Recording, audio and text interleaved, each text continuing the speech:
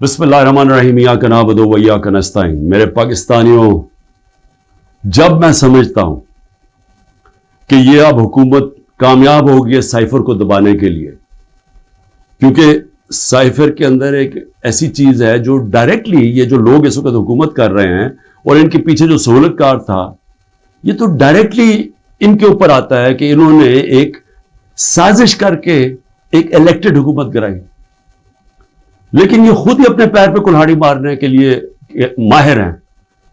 اتنا ان کو خوف ہے کہ عمران خان کسی طرح الیکشن سے باہر کیا جائے، کیونکہ ڈر لگا ہوا ہے کہ الیکشن میں آ گیا تو ہار جائیں گے، تو ان کی پوری کوشش ہوتی ہے کہ ہر کوئی موقع نہ جائے کہ کسی طرح اس کو ڈسکوالیفائی کرے یا جیل میں ڈالے۔ یہ کوئی 14 مہینے سے یہ لگے ہوئے ہیں۔ پہلے اس سے میں صرف اعظم خان کے اوپر بات کرنا چاہتا ہوں۔ جس اعظم خان کو میں جانتا ہوں وہ ایماندار آدمی ہے، قابل آدمی ہے، اور جس طرح کی باتیں میں نے پڑھی ہیں سائفر میں وہ کہہ نہیں سکتا۔ جب تک میں اعظم خان کے منہ سے نہیں سنوں گا میں مانوں گا نہیں، کیونکہ اس میں یہ کئی باتیں حقیقت کے ساتھ نہیں ہیں، یا تو زبردستی سے اسے کروایا گیا ہے، کیونکہ زبردستی تو اس وقت ساری 2 پارٹیز بنا دی ہیں زبردستی میں، لوگوں کے اوپر بندوق رکھ کے کہ جی آپ اس پارٹی پہ جائیں اور بندوق کر کے دوسری پارٹی میں جائیں، ان کے ہی بیچاروں کا بیڑا غرق کر کے رکھ دیا اس میں۔ اور پھر جو ہمارے لوگوں کو جو زور ڈالا ہوا ہے پارٹی چھوڑو، بیچارے جیلوں میں ہمارے لوگ پڑے ہیں، عورتیں پڑی ہوئی ہیں، ان کو بس صرف کہیں کہ جی آپ عمران خان کے خلاف وعدہ معاف گواہ بن جائیں، یہ وہ بنتے ہیں تو آپ چھوٹ جائیں گے، اور یا پھر کہ جناب آپ کھڑے ہو کے جا کے وہ ٹی وی پہ کہیں میں پارٹی چھوڑ رہا ہوں۔ یہ اس طرح کی اس وقت جو ہم تماشا دیکھ رہے ہیں وہ اس طرح کا چل رہا ہے۔ وہ سائفر آتا ہے پاکستان، اور وہ میں جب پڑھتا ہوں تو اس میں کیا لکھا ہوتا ہے۔ سائفر میں 2 مین چیزیں ہیں، باقی تو اور بھی چھوٹی موٹی چیزیں ہیں۔ سب سے بڑی چیز لکھی ہوتی ہے کہ جی عمران خان کو آپ نے عدم اعتماد کی ووٹ میں پاکستان کے پرائم منسٹرشپ سے ہٹانا ہے، اور ایک اور چیز لکھی ہوتی ہے کہ عمران خان نے اکیلا فیصلہ کیا کہ روس جانے کا۔ آپ کو پتہ ہے روس، اور تب تک جنگ شروع ہو چکی تھی روس کی یوکرین میں، تو عمران نے اکیلے نے فیصلہ کیا، جبکہ اسد مجید ہمارے ایمبیسڈر کہہ رہے ہیں کہ نہیں، عمران خان نے اکیلا فیصلہ نہیں کیا، یہ سب سٹیک ہولڈرز نے مل کے فیصلہ کیا تھا۔ لیکن جس طرح وہ بات کرتا ہے، اسد مجید، سلام کرتا ہوں میں اپنے ایمبیسڈر کو، وہ کہتا ہے اس کے بعد جو مجھے میسج کہ ان کے خلاف آپ کو پروٹیسٹ کرنا چاہیے، ڈیمارش کرنا چاہیے کہ اس نے بڑی غلط زبان استعمال کی ہے۔ غیرت مند ڈپلومیٹ ہمارا، لیکن وہ غیرت یہاں نہیں جاگتی جب وہ یہاں پہنچتا ہے۔ سائفر جاتا ہے آرمی چیف کے پاس بھی، فورن آفس میں بھی، میرے پاس بھی آتا ہے۔ میں جب وہ دیکھتا ہوں میں حیران ہو جاتا ہوں کہ اس کی جرت کیسے پڑی ہے لکھنے کی، یہ کیسے کہہ سکتا ہے۔ اور پھر جب میں یہ دیکھتا ہوں کہ یہ کہہ رہا ہے ایک ایمبیسڈر کو کہ اپنے پرائم منسٹر کو آپ نے ہٹانا ہے، تو پھر میں دیکھتا ہوں کہ یہ میرے لیے تو نہیں ہے، ایمبیسڈر تو مجھے جواب دے ہے، تو مجھے کون ہٹا سکتا ہے؟ پاکستان میں مجھے کون ہٹا سکتا تھا؟ ایک ہی آدمی، جنرل باجوہ۔ سائفر تو جنرل باجوہ کے لیے اس نے بھیجا ہے۔ جب یہ ہوا میں کہتا گیا، میں نے ساروں کو کہا کہ اتنا بڑا ظلم ہو رہا ہے تو اس کے اوپر انکوائری ہو۔ میں نے چیف جسٹس صاحب کو میں نے وہ سائفر بھیجا کہ جی اس کے اوپر انکوائری کروائیں، نیشنل سیکیورٹی کاؤنسل کے سامنے رکھا۔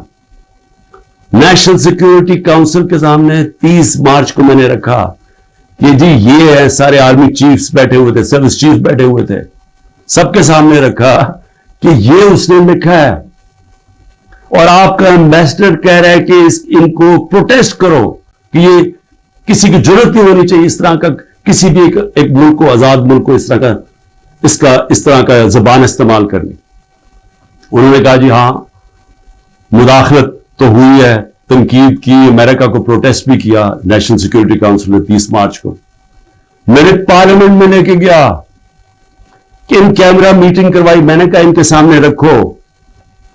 اپوزیشن کوئی لیڈر ہی نہیں آیا اس میٹنگ پہ، شہباز شریف، آصف زرداری انہوں نے بوائکاٹ کر دی. کیوں کی؟ کیونکہ ملے ہوئے تھے ساتھ. یہ اس کا حصہ تھے، یہ سازش کا حصہ تھے.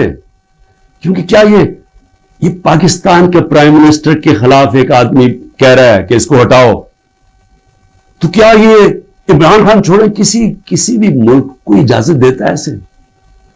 کیا ایران کے اندر کسی کی جرت ہے کہ ان کے امبیسڈر کو کہے کہ جا کے اپنے پریزیڈنٹ کو ہٹا دے؟ یا ہندوستان میں کسی کی جرت ہے کہ کہے کہ یہ امبیسڈر کہہ کہ جی نریندر مودی کو ہٹا دے؟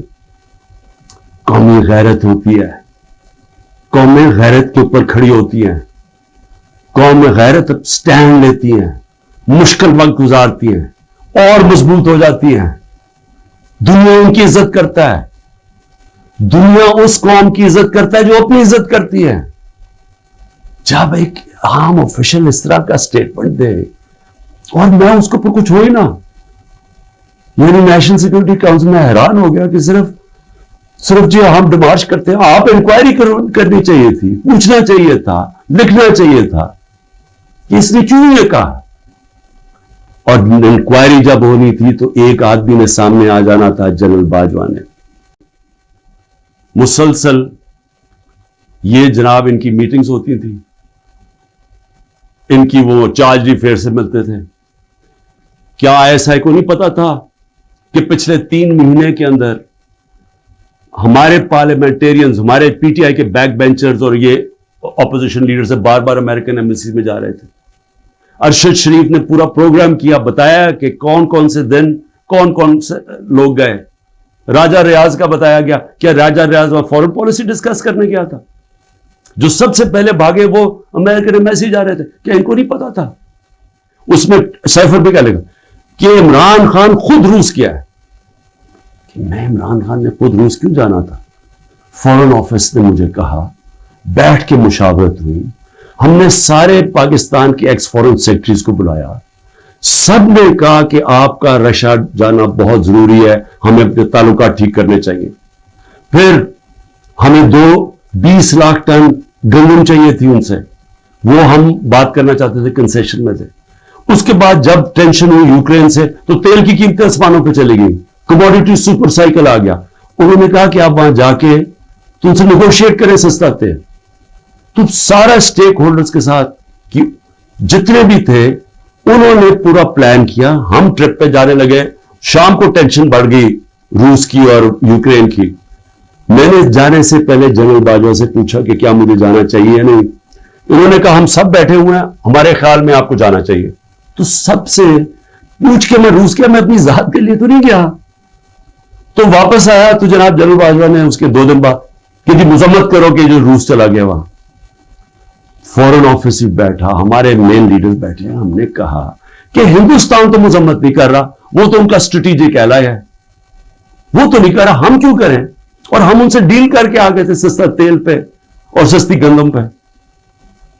اس کے بعد جا کے ایک نیشنل سیکورٹی کا سیمینار ہو رہا ہے. جنرل باجوہ بیٹھ کے کہتا ہے جی عمران خان ہم روس کی سخت مذمت کرتے ہیں. گورنمنٹ کی پالیسی کے خلاف جا کے اسٹیٹمنٹ دے دیتا ہے. اس کے بعد حسین حقانی کی ٹویٹ آتی ہے، وہ کہتا ہے جنرل باجوہ پرو امریکہ ہے اور عمران خان اینٹی امریکہ ہے.